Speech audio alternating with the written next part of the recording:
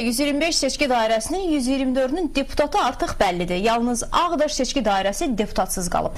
Mərkəz Seçki Komissiyasının bu seçki dairəsi üzrə səsvermənin nəticələrinin ləğv etməsi ilə 2 dəfə deputat seçilmiş Çingiz Əsədullayev 3-cü dəfə bu statusu qazana bilmədi.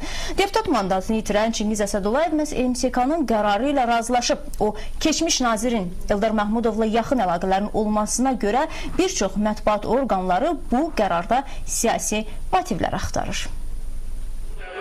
Milli Məclisə seçilmiş deputatların təsdiqlənməsinə cəmi bir neçə gün qalmış, Mərkəz Seçki Komissiyasının 90 saylı Ağdaş seçki dairəsi üzrə səsvermənin nəticələrini ləğv etməsi müzakirələrə yol açıb.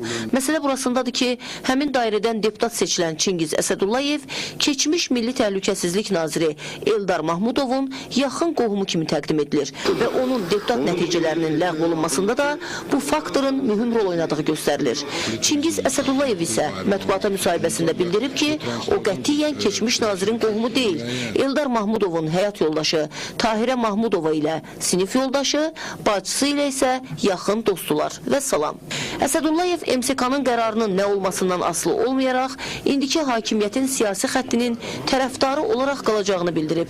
Stat, əgər hökumət MSK bu dairədə seçkinin nəticələrinin ləğv edilməli olduğunu düzgün hesab edirsə, deməli belə olmalıdır. Mən bu qərarı heç bir halda şübhə altına almıram. Statın sonu. Əsədullayev onu Eldar Mahmudovla dostluqda günahlandıranlara da ritorik suallar ünvanlayır. Milli Təhlükəsizlik naziri ilə dostluq etmək nə vaxtdan bəri kompromat və ya ayıb sayılıb? Onunla ünsiyyətimiz olubsa da, hər hansı təxribatçı və ya bir casusla yox, hökumətinin aparıcı nazirlərindən biri ilə ünsiyyət olub. Bu nazirlikdə belə qanun pozuntularının baş verməsi o zaman kimin ağlına gələ bilərdi? Bütün ölkə onunla ünsiyyətə girib danışırdı.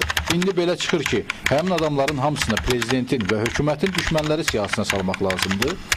Mərkəz Seçki Komissiyasında isə Çingiz Əsədullayevin deputat nəticələrinin siyasi motivlərlə ləğvini qəbul etmirlər. Həmin dairə üzrə Milli Məclisə